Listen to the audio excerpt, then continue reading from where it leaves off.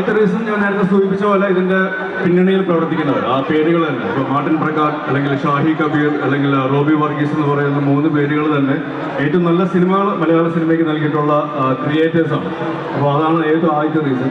രണ്ടാമത്തെ റീസൺ ഞാൻ നേരത്തെ സൂചിപ്പിച്ചിരുന്ന പോലെ തന്നെ നമ്മുടെ സൊസൈറ്റിയിൽ നടക്കുന്ന കുറച്ച് കാര്യങ്ങൾ ഇതിൽ അവതരിപ്പിക്കുന്നത്. അത് കുറച്ചും കൂടി എൻ്റർടൈനിങ് ആയിട്ട്, എൻഗേജിങ് ആയിട്ടാണ് ഞങ്ങൾ അവതരിപ്പിക്കാൻ ശ്രമിച്ചിട്ടുള്ളത്. അത് പിന്നെ മൂന്നാമത്തെ റീസൺ, പടം ഓടിയാലേ എനിക്ക് EMI അടയ്ക്കാൻ പറ്റുള്ളത്.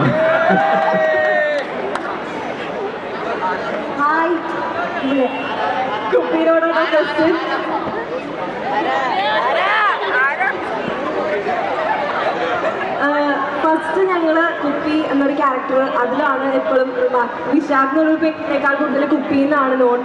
പിന്നെ ചങ്സ്, അങ്ങനെ ഭയങ്കര കൂൾ ക്യാരക്ടേഴ്സാണ്. അതിൽ നിന്ന് പിന്നീട് ഒരു സീരിയസ് മോഡിലേക്ക് വരുമ്പോഴേക്കും ആ ഒരു ട്രാൻസ്ഫോർമേഷൻ എങ്ങനെയാണ്? അല്ല, നമ്മുടെ എല്ലാവരും ഉള്ളിലൊരു ഊളയുണ്ടല്ലോ, തൽക്കാലത്തേക്കൊന്ന് മാറ്റി വെച്ചൊന്നേ ഉള്ളൂ. ഈ പടത്തിൽ മഹാ ഊളയാണ്.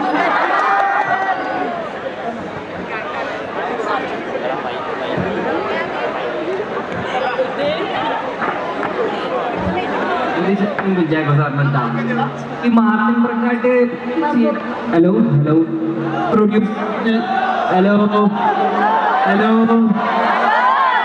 മാർട്ടിൻ പ്രക്കാട്ട് പ്രൊഡ്യൂസ് ചെയ്യുന്ന എല്ലാ പടവും ജനങ്ങൾ നല്ല രീതിയിൽ സ്വീകരിച്ചു. ഈ പടവും ബ്ലോക്ക് ബസ്റ്റർ ആവോ?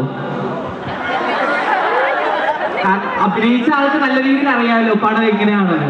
അപ്പോ എന്താണ് അഭിപ്രായം?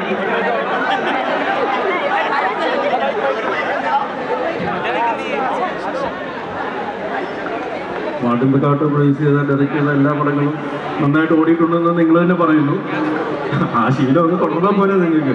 അത് ഞങ്ങൾ അങ്ങോട്ടാണ് ആവശ്യപ്പെടുന്നത്. ഇത് സിനിമ അതിൻ്റെ കറക്റ്റ് ഇമ്പാക്റ്റ് കിട്ടുന്നത് ശരിക്കും തിയേറ്റേഴ്സിൽ നിന്നാണ്. തിയേറ്ററിൽ നിങ്ങൾ വന്ന് കണ്ടാൽ മാത്രമാണ്, ആ കൈയടിയിൽ നിന്ന് മാത്രമാണ് റിസൾട്ട് എന്താണെന്ന് നമുക്കറിയാൻ സാധിക്കുകയുള്ളൂ. സിനിമയുടെ ഒരു ബ്യൂട്ടി എന്ന് പറയുന്നതും നമ്മൾ ഏറ്റവും കോൺഫിഡൻ്റ് ആയിട്ട് ഇറക്കുന്ന ചില സാധനങ്ങൾ ചിലപ്പോൾ തിരിച്ചടിക്കും. എന്നാൽ ചിലപ്പോൾ അൺഎക്സ്പെക്റ്റഡ് ആയിട്ടുള്ള വിക്ടറീസ് ഉണ്ടാവാറുണ്ട്. ജീവിതം അങ്ങനെയാണ്, ഒന്നും പ്ലാൻഡ് അല്ല. ബട്ട് വി ആർ ഗിവിങ് അവർ ബെസ്റ്റ്. അത് മാത്രമേ എനിക്ക് പറയാനുള്ളൂ. ആ എഫേർട്ട് എന്തായാലും എടുത്തിട്ടുണ്ട്. അതിൻ്റെ result hopefully depends on entirely on the merit of the film. അത്രേ ഉള്ളൂ. Thank you very much. Thank U.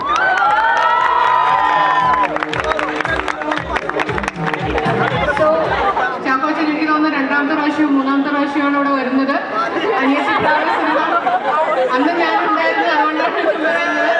Aniyathipravu cinema release ചെയ്ത സമയത്ത് ആദ്യമായിട്ട് ഇവിടെ വന്നിട്ടുണ്ട്. പിന്നെ ഭാരതമാതയ്ക്ക് ഒരു ചരിത്രമുണ്ട്.